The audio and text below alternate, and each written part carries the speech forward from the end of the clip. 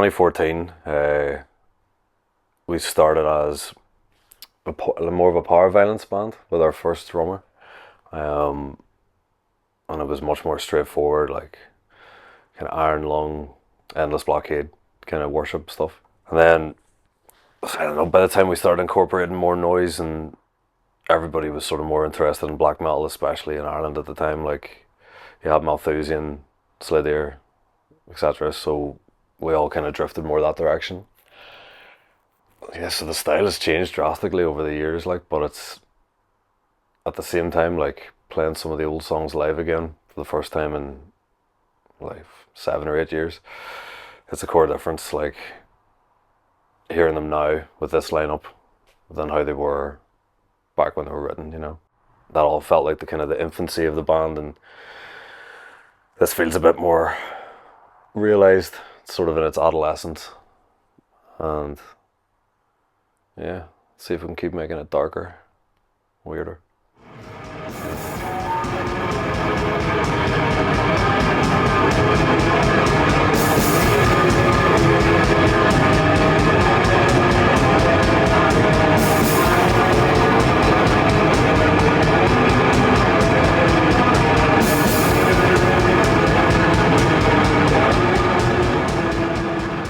My first ever show was a show in the war zone in Belfast. That was supporting Knifed Out of Existence. And we played dozens and dozens of gigs with him since. He's always been like an integral part of the band as well, like pretty much an unofficial fifth member as such. The first few gigs were always strange, like I don't really know what I think we were just trying to be a bit more visceral than what we were seeing at the time. We tried to kind of find a home in like a hardcore scene, or more in the kind of DIY side of things. But then we were playing at the same time, we were playing the odd Invictus show, or so some metal shows, some noise shows, some weird like art kind of shows, stuff like that too. So they were always, I don't know, I think we were just trying to find our footing. Like it was never a conscious decision to try and be on one side or another in that. I think, yeah, the biggest jump from small DIY shows to bigger shows was maybe playing the likes of Siege of Limerick, and then we did our first bigger tour with Full of Hell. So that was kind of our first taste of big venues. It kind of made us realise, like, right, okay, we need to try and take this a bit more seriously, have a better approach to how we conduct ourselves at these shows. And if you're trying to focus on atmosphere, focus on that. If you want to be fucking scary, focus on being scary, and just be honest with it, you know. So our first demo we recorded entirely ourselves. None of us really knew what we were doing. Chris, our guitar player, he had always had an interest in that, and since he's recorded like a lot of bands, but it was very, very thrown together. Like some of it was like brutal live recordings, and like just like everything was clipping, and like, you know, it worked out. I think in the end, like it did what we wanted, and I think after it came out I didn't listen to it for years because I was like, you're sort of fucking sick of hearing it. Listening to it now, actually, you kind of go, wow, that was kind of cool for what it was, and it was received well. I think it was a bit more nasty and off the cuff than maybe a few things that were happening around us at the time. It was a strange leap going from that to recording the EP, Sweat of Augury.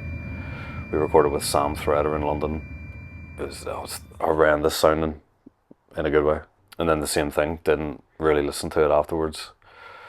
I always found recording really like stressful and kind of like a facsimile of actually playing music. It doesn't really feel, especially if you're doing vocals and stuff, it doesn't really feel like, if you can't get any of the fucking energy behind like live, you know, or you're trapped in a box with a fucking microphone and you're just, I don't know, I always found it very difficult to do.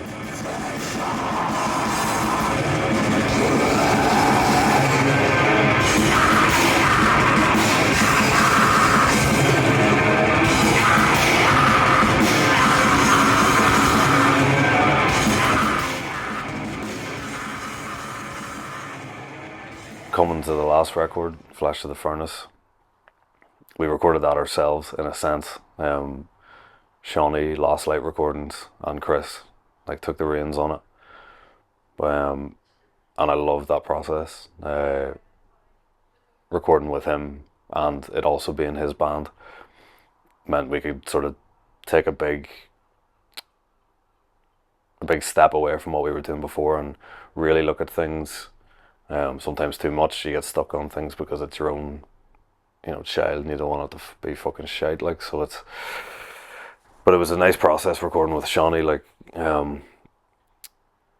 and it made me appreciate it a lot more. And I was always I think recording Flash of the Furnace, I definitely felt like that was more right, okay, this is what the band's supposed to sound like.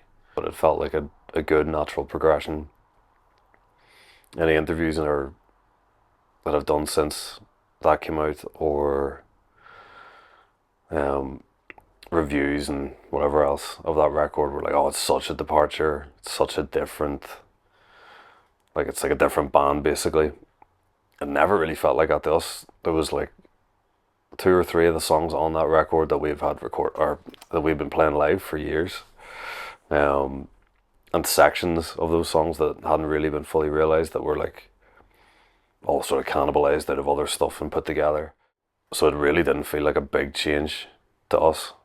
I'd rather be different every time and feel like we're pushing what we want to do, and the next one will probably sound totally fucking different as well, so it keeps it interesting for us too,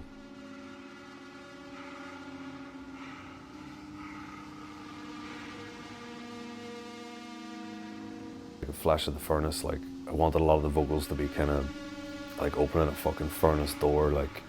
Just want everything to feel really fucking saturated, and it was quite an open mix to it as well. It wasn't really compressed or anything. Everything had a lot of space to breathe, but whenever it all comes together, it creates a bit of a wave.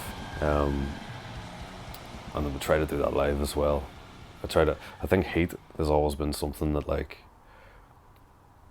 has been involved in our music to some degree. I've found it far, far easier to write music if I am incredibly warm.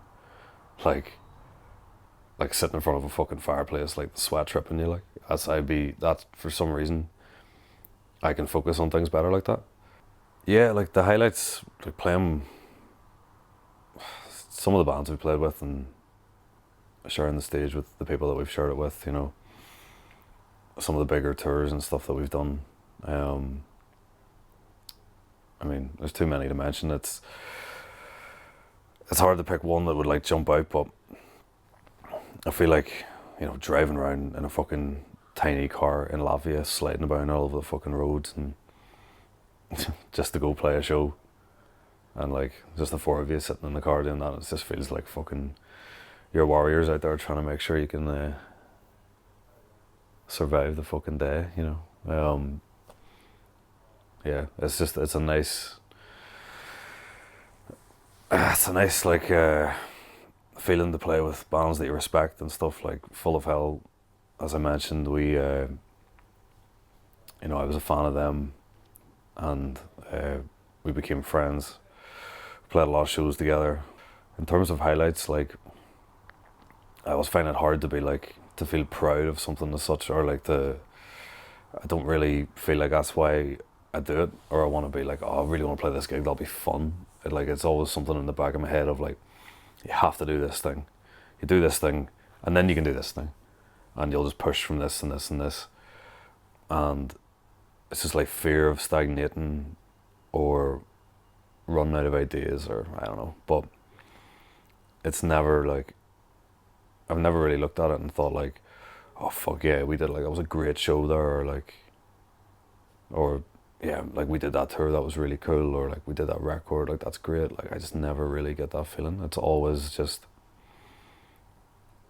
the only thing I fear is going, oh well, we can't beat that record, that's it. like we're done. But I've yet to feel like that. I always do something and I go, yeah, that was good, but I think it'd be better if we did it like this next time. And I think that's healthy, and I kind of try to nurture that feeling a bit and make sure that we end up doing more fucked up music. So yeah, we've started writing for a new record. I'm really enthusiastic about how the new stuff is sounding. I'm excited to put some of that down. Aiming to record in April with some shows next year, and yeah, just more of the same, just trying to figure out what the fuck we want out of this band and push it as far as I can fucking push it.